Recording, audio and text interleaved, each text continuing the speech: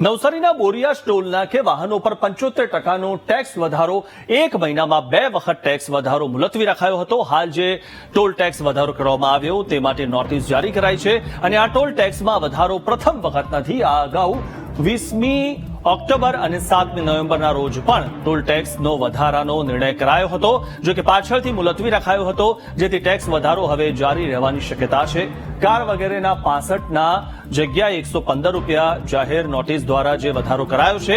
નવસારી જિલ્લામાંથી પસાર થતા નેશનલ હાઈવે 48 પર નવસારી ગ્રીડથી આશરે 15 કિલોમીટરના અંતરે બોરિયાજ ગામની હદમાં ટોલ ટેક્સ નાકું ઊભું કરવામાં આવ્યું છે, જ્યાં લગભગ 18 વર્ષથી અહીંથી પસાર થતા નાના મોટા વાહનો પાસેથી ટોલ ટેક્સ વસૂલવામાં આવતો હોય છે અને સમયાંતરે ટોલ ટેક્સમાં વધારો પણ કરવામાં આવતો હોય છે.